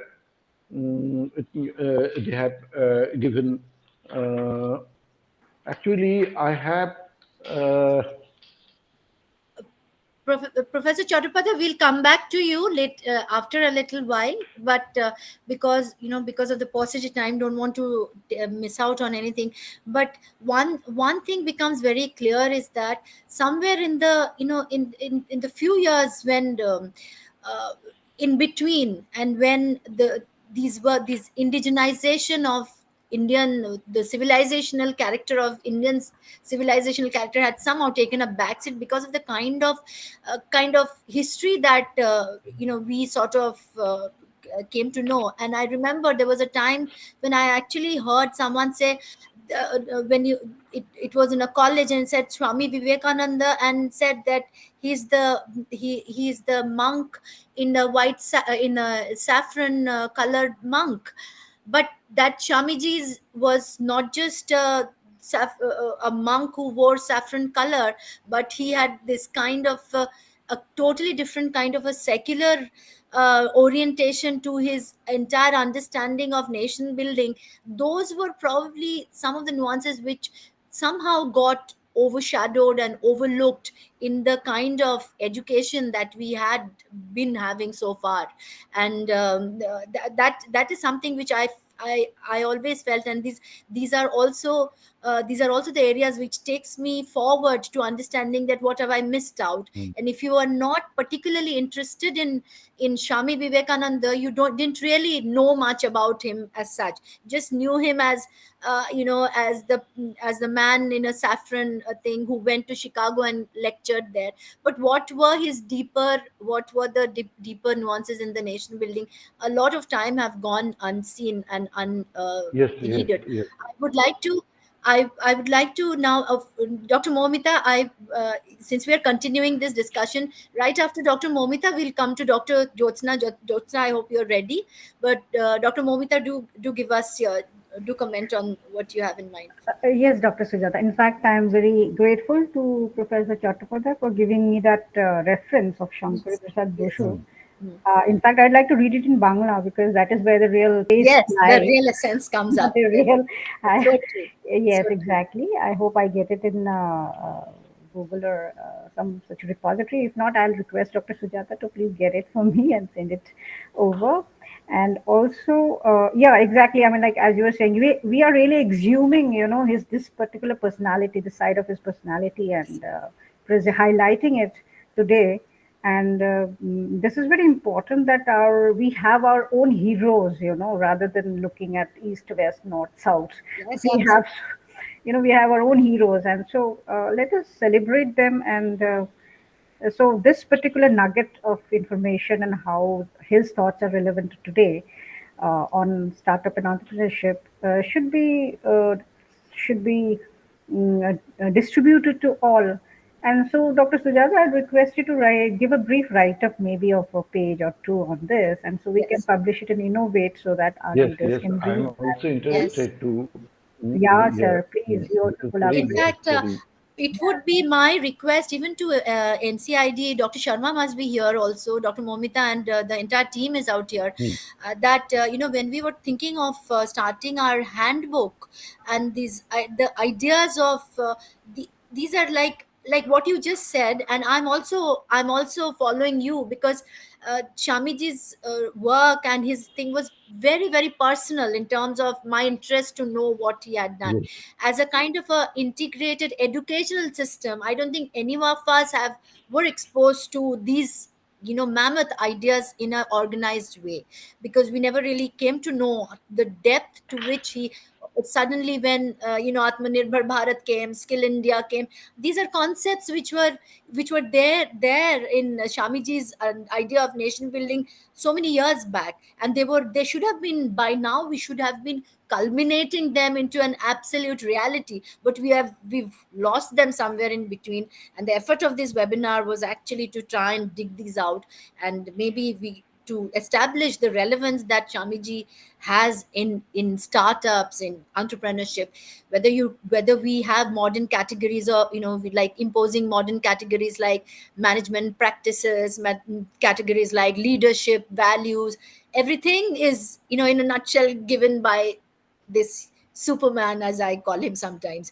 And Dr. Jyotsna, you've been waiting. Thank you so much for waiting for such a long time, and we are also waiting to hear you right now. Are you there? Yeah, thank you, Dr. Sujata. It's a pleasure. And since it's a discussion, so there was no waiting, I was quite interested and I was listening to the discussions. And of course, I joined a bit late. So I could listen a little from when Dr. Arpita was speaking, though I missed the part which was spoken by Professor Chattopadhyay. And I wish that you will share the recording so that, we could.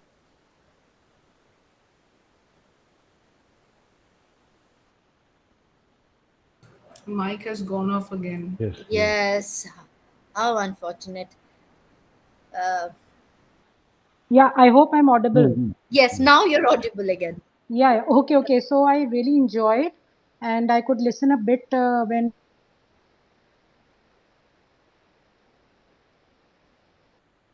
Arpita was speaking, and I would request you to share the recording Yes, we will be to the entire session. recording.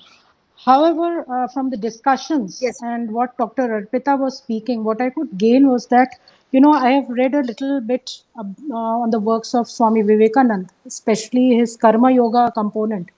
And the best part which I liked about it and which I feel guided me in my earlier days was that you have a goal in your mind, that is well and good, but you have to take small steps and focus on small steps. Don't enjoy your goal, that way you'll attain automatically, but focus on the steps which will lead you to that goal. So that is something which I liked a lot. And while these discussions were going on, and the work of Swamiji reminded me about Shiva Sutras, which was revealed to Saint Vasugupta. And the first three shlokas, what I would like to say about the Shiva Sutra is, the first one is that the self is consciousness. Then the second one says, knowledge causes bondage. Now, this knowledge is not the eternal knowledge. This is the knowledge which is generated when we sense that we are the body. As Dr. Arpita was also rightly mentioning, that ego and other things, when they come into picture, then that is something which differentiate between the two of us. Otherwise, if we feel that all are one, you and me are the same, everyone is the same, then even as an entrepreneur, as a person who's looking for a startup or as an innovator, as rightly mentioned by Dr. Rajesh also, when the discussions on profits were going on, is that if something is done with a good intention, then the karma is already taken care. It is also mentioned in the Bhagavad Gita that once we surrender to the enlightened soul, whether it is a guru, whether it is God, whether it is your karma even, once you surrender it completely and do it selflessly, that is when you don't, recognize yourself with the ego that, yes, this is me, this is you. Then, that is in itself also an enlightenment stage when you are completely engrossed in your karma, when you are completely, into it. So I would request Dr. Arpita or Professor Rupendra, if it is time, to just highlight about the two sutras which I mentioned, that the self is consciousness and knowledge is bondage. Yes. So how, these simple things we could inculcate into the masses, because, all this has been available in our Vedas, right? Absolutely. And all these sages from time long, they have been coming on this planet Earth and repeatedly speaking of the same thing, whether it was Jesus, whether it was Swami Vivekananda, whether it was Subodhananji, anyone who have come, whether it was Maharshi Ramanna even, they have spoken. And in today's present world also, we have saints who are speaking, and they are trying to speak these concepts in a very simple and layman language for others to understand. So what are the core of these two things, that the self is consciousness and knowledge is bondage, which we could explain in simple way, so that our budding entrepreneurs and startup founders are aware of it, and maybe when they are into a venture, then these qualities which we could inculcate in them. And so at the end of the day, they become what actually Swami Vivekananda envisioned in each and every youth of this country and abroad. You're Thank you. you're absolutely so correct. What comes to my mind is, when you talk about ingraining qualities among our entrepreneurs, among the startup owners and everything, one significant issue is about how to handle failure. Somehow the Western the paradigm of innovation, entrepreneurship, and this whole thing of success and thing doesn't really prepare people to handle failure. And that's when things, because anybody who is a successful entrepreneur, I mean, if we are talking about right now, if you think about successful entrepreneurs, you're probably talking about Elon Musk or Mark Zuckerberg. All of them have said how they have failed and how failure has directed their life.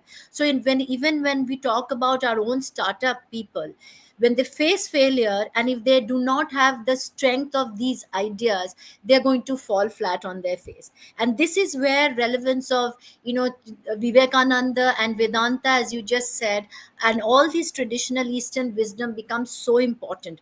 Because success is all right, but what happens when you fail? Do you give up, or how do you justify the next step, and how do you move ahead from a failing situation, a crumbling situation, to a situation where you still see a ray of hope? And then if all these goes on, if this is followed as per the indigenous wisdom, that and all these ancient wisdom that is ingrained in our books, if it comes out, then I'm sure even mental health becomes easier to be coped with. Mental health, and to understand how the perpetuation of self is in the perpetuation of the selfless. There is no way the self can be perpetuated without becoming selfless. And these kind of ideas are so important to create the man who is going to be the entrepreneur, who's going to be the leader, who's going to take ahead a particular venture in life. That well, I've taken full privilege of my coordinating event at this time, but this has been so close to my heart. And this has also been something, it has been a path which I've traveled, because I personally went, and I hit into it, and I realized that this was a huge body of knowledge which I have not been exposed to. In spite of my formal education, I have not been exposed to this way of handling life, and this way of life management skills of my own personal life. So this is what I wanted to this forum to acknowledge and to understand and bring this body forward. Uh, and thank you very much. We started by I had envisioned 1 hour for this discussion, and now we have reached 2 hours. It is not enough. So if there's anyone anyone else out here, Dr. Sujata, one more suggestion is what I feel is, and I express, it's just a suggestion, that, Yes. if we could create a mantras on, where we link our Vedas, our scriptures, vis-a-vis this entire entrepreneurial journey.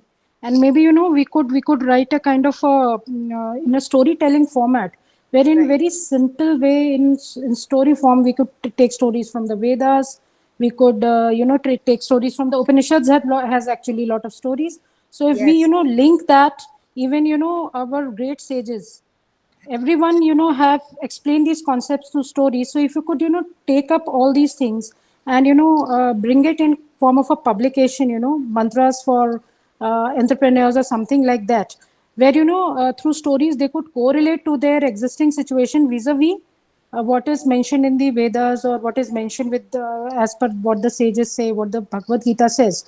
Then if something of this sort could be done, I think it would be a great success for for of this particular event, and we could reach to many. Absolutely. I agree with you so much, Dr. Jyotsna. That because I'll also tell you what has somehow gone wrong with us is this entire body of invaluable knowledge has somehow got into the corner as religious knowledge. The fact that these are such secular self management knowledge which all of us, irrespective of any religion, So that's, I think, been one of the failures of modern Indian education, that we have taken this vast body of knowledge and somehow we have cornered them into a into a place where it says that this is religion. So when you talk about Gita, you'll have to talk about Gita as a Hindu religious text. It's that Gita is all about understanding oneself, all about understanding self management in the most difficult situation. It, as you were just saying, if today I want to take out a book which says, it has all the Hindu shlokas there, somewhere it will get a kind of a religious uh, what do I say, a whitewash. But the fact is, this has nothing to do with religious values as such. This is all about how human beings, or we as human beings, need to behave in particular situations, and how do we come out through, as you said, the maya of our living. How do we Exactly. slip out of it? So it has nothing to do with religion. I think that was the failure of modern Indian education. I would accept that in a public forum like that. If I That, may, see, yes. religion is not our concept at all. We Sorry. don't have religion is not our concept. Orpita, your internet. Just can you? Yeah. Madam, should I leave? Yes, Professor Chattopadhyay. Yes, our discussion will go on. Thank you so much for being here. No, okay. Thank you so much for being here. Orpita is Sorry. intervening I'm something. extremely sorry, and I'm really grateful to you for okay. Thank you so much, Professor Chattopadhyay. You could be here with us, and thank you for enlightening us. And this whole forum is indebted to you for your insights and your knowledge and ideas. Thank you, sir. We'll be in touch. I have some other work, so therefore Yes, I can understand. I can understand. Dr. Momita, before I come to you, I think Dr. Orpita wants to have a word here. Yeah, I'm saying that this concept of religion is not our concept in the first place. Okay, so the word that we use for religion now, dharma, that did not mean religion in ancient India. We didn't have a word for religion. In fact, no culture had a word for religion. China, Japan, they also didn't have a word which was an equivalent of the Western word religion. And in the West also, religion is a new word and a new concept. So this divide that you are making between this is religious and that is something else, that is not our divide. Yes, So when absolutely. it has nothing to do with religion, that's not true. I mean, for us, religion and life were like, they're integrated. It's not something separate. This insight itself was not available to us. You see, this insight itself. So when we read a Bhagavad Gita chapter, it was somewhere Bhagavad Gita was a text of Hindu religion. So that the whole fact, what you just said, that insight itself was not available. So so obviously the mistakes kept on moving from becoming small to large and all that. Dr. Momita, Bhagavad Gita does not ask anybody to believe in a particular god or anything. So it's actually it's not a religious text. That's true. But if you want to teach Bhagavad Gita as a self-management thing in a book, it will be seen as a religious book in any curriculum. For that, we first need to clarify what is religion, what is religious. Yes, very, very correct. Very true. Dr. Momita? Yes, Dr. Sujata. I just wanted to say something. I'm sure all of us have heard of Hitopdesha and Panchatantra. Yes. So these two books are an ocean of knowledge, and they don't have any religious connotation. Yeah, absolutely. And one of the shlokas in Hitopdesha says, and I read it out to you, it says, Udyamena hi siddhante karyani na manorathe, na hi suptasya simhasya pravishanti mukhendika. Meaning, just as a deer won't enter into the mouth of a sleeping lion, the lion has to work hard for its food. Similarly, udyamena hi siddhyante, meaning udyamen means your enterprise, your hard work. When you do hard work, your karyani, your work will be successful. Na manorathe, na manorathe means you manorathe is something like which you think of. You just desire. Just by desiring something, your work won't be successful. You have to do hard work for that. Just as a deer doesn't enter the mouth of a sleeping lion. Lion has to work hard to get its food. So, in a very beautiful way, they have explained, and it's nothing to do with any religion, any philosophy, any Yes. such things. So, maybe we should try to bring out these. Absolutely. I think that's a very good idea. That's a very good idea. We need to get these tradition, as we were talking, we need to get these the ancient traditional whatever insights and knowledge that are available to us, and get them that way. I think the innovation club it would be one of the activities that we can think of doing, reviving our traditional and ancient knowledge system. Right. Dr. Jyotsna, I can see your hand here. Yeah, I would just like to add to what Dr. Momita mentioned, Yeah. that when we are thinking of preparing this kind of a book or maybe a material, then it could be in the storytelling format where we are taking the concepts from the Vedas, we are taking concepts from the Gita, we are taking concepts, but we are explaining them in a layman language in something to inculcate the essence of those shlokas, the knowledge from there to the readers. This is the basic concept which I thought that if this could be done, it would be a good and great service for all the youth around the Yes. world. Yes. And Absolutely. if you agree, we could also, do it in the joint collaboration, and we could come out with some kind of a compilation on this. This is definitely we need to explore, and we need experts who can join us in this. We'll need experts. And I would also like to highlight that this is in tune with NEP because the Yes. 4-year bachelor's program has Absolutely. mandatorily they have to include courses on Indian knowledge systems. So it's not just religious texts or Hitopadesha, also the Arthashastra tradition, the Dharmashastra tradition, all these can be brought together for. Already Yes. there has been a lot of work going on Arthashastra, and I just saw one of the experts, he had joined, but he has left by now. So political scientists and other people are also working on the contemporary relevance of Arthashastra. Yes, how can you not? I mean, it's been a long time already that they have been kept in the under lock and key. This is knowledge, and it has to come out in some way or the other. It's these. So I think, the jointly, of course, Dr. Jyotsna, Dr. Momita, I will try to see, and of course, Dr. Arpita is very much into this area of work, and she can also help us. The historians, I believe, now have a lot of role to play, because they need to again once again show us what was there, because what we are yet to get into now. So we can look for experts who can help us into a collaborative work, and we can move ahead for that, I think. So thank you very much. There's Dr. I'm sorry. I think we'll have to.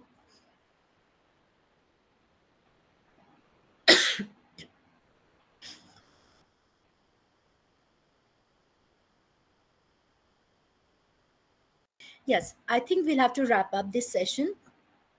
And I would like also request, as I mentioned, that we will probably try to make this also multilingual, or maybe even in vernacular in Bangla, get the contents. And I'd like to request Dr. Arpita and Professor Chattopadhyay to help us in that. If we can get some bit of it in Bangla, and so we can document that. So we will go ahead with our work from here. And once again, in the spirit of celebrating the International Entrepreneurship Day, I hope that our entrepreneurs and our startup holders who are getting initiated into this new path, this discussions have benefited them, and it will definitely benefit, because it will be now, even the ones who have not attended here today, it will be it will be there in our online platform, these talks and these ideas that have been floated here, and I hope it is going to be benefiting all the our future entrepreneurs and innovators in India. Thank you so much, our esteemed guests, and thank you so much, Dr. Arpita. Thank you very much for being here, and all the others who have joined us. Thank you very much, and we hope to take this forward. And Dr. Jyotsna and Dr. Momita, your suggestions were wonderful. I think it also gives us a way to get into another concrete project, which we would like to. I would like to join you all, and in whatever way I can contribute, I'm totally at your disposal. And we'll move ahead. And Dr. Sharma, I think, in spite of his bad health, he came and he was here in the initial part of our discussion. Thank you very much, NCID. Thank you very much, all the other participants who have joined us. And thank you very much, the staff officials and the regional director of Kolkata Regional Center for all the support for making this event fruitful. Thank you once again.